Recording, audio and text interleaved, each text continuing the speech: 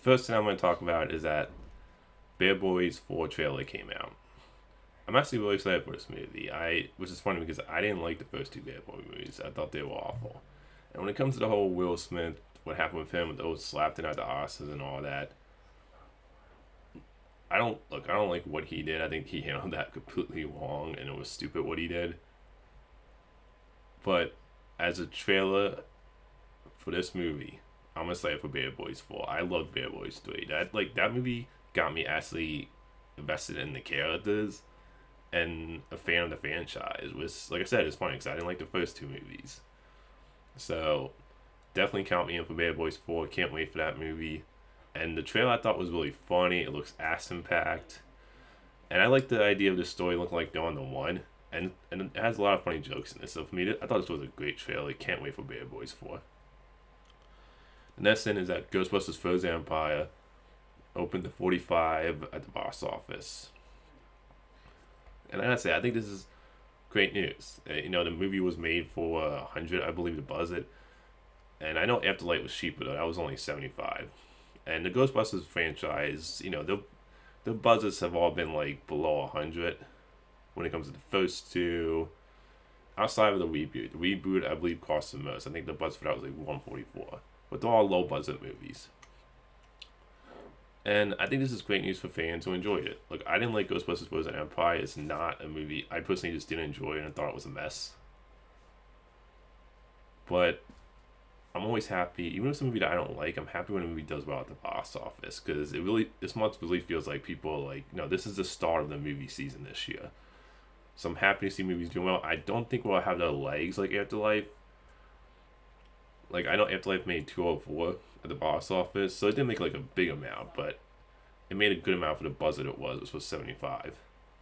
But I don't think this movie's gonna have quite the legs. Like, it has a high audience score, but the critics are kind of like tearing it apart. I think it has like 40 something.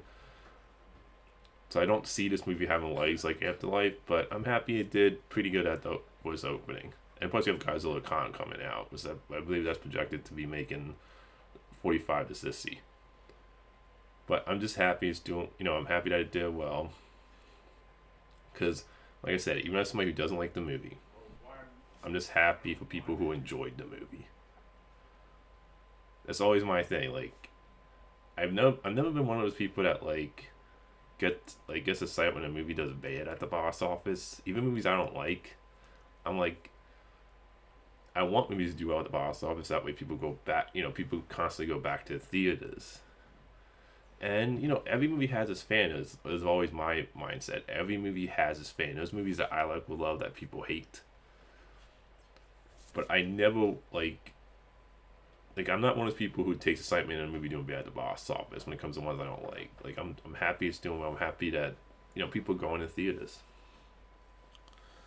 The next thing is that Star Wars movies, all 9 of them, the Skywalker Saga, Lucasfilm is going to be showing all of them as a marathon at the theaters on May 4th.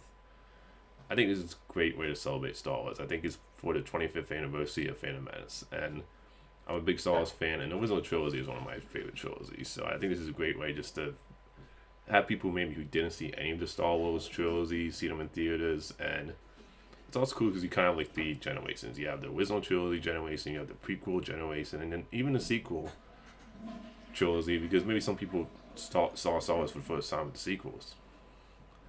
And it's also been announced that there's going to be footage shown for the Acolyte, that TV show I'm really excited for, attached to the Phantom Menace screenings. Which is actually an element that kind of made me interested in wanting to see the Phantom Menace. Why would it fit on one hand, not the other? But I think this is a great way just to celebrate Star Wars and for people maybe who didn't see any of the movies in theaters. Next thing is that Courteney Cox sounds like she's going to be back in Scream 7. So obviously, in Scream 6, they referenced the fact that they said she had there was a light post to her. They referenced the fact it sounds like she survived the events of Scream 6. So I'm not surprised she'll be back.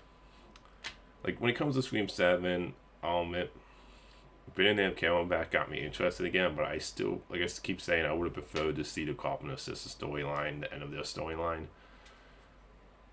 But, I'm glad to see her back. She survived the movie. Now, I do think since the character nearly died in Scream 6, I have a feeling this might be her last movie. Because I'm like, how many times is she going to keep surviving? That's one of the things with these horror franchises. When you keep bringing back old characters, is like, how many times can you keep surviving these movies? Like, I'm excited to see her back, but I have a feeling it's going to be her last movie. That's just a theory and a guess I have, but it's good. I'm glad to see the character back. If you're going to bring Neve Campbell back, you got to bring Courteney Cox back, too. The next thing is that Paul Rudd was saying he doesn't have any idea when there's going to be another Ant-Man movie. Which kind of lines in with the reports that have been going around that Marvel, Bob Iger, is shoving some projects, saying he quietly killed some projects, and Ant-Man 4 was never announced. But after Ant-Man and the Wasp Quantumania, how that did, I mean, that movie had the biggest opening of the Ant-Man movies, but it had the worst box office. Like, it took a major drop in the second week. It made the lowest out of the Ant-Man movies. Like, the first Ant-Man movie made over 500, the second one made over 600. The third one made over 400, like in a 470 area. That movie crashed and burned. And it wasn't received well either by the critics. And even, like, for someone like me, I feel like that's one of the worst MCU movies. Like, the first time I saw it, I thought it was okay. But it's like one of those movies that's gotten worse on rewatch for me, where I'm like, it didn't work. And with the fact that Bob Iger, you have a post going around that they're shoving, it sounds like they're not gonna do another Captain Marvel movie.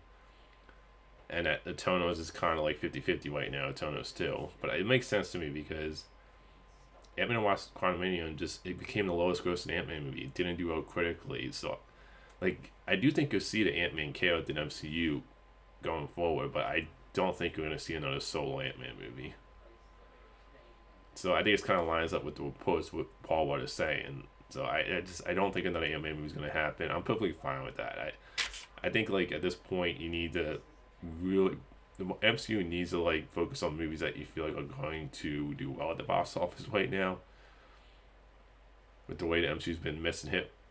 And I think you need, obviously Iron Man 4 was never, not Iron Man 4, Ant-Man 4 was never in development. But I can see that being a project maybe that was talked about, and based on the report and what Paul Rudd says, I just don't think you're going to see an Ant-Man 4. The next thing is that the director of Dune and Dune Part 2 was talking about how he'll only do Dune Part 3 if it's as good or better than Dune Part 2.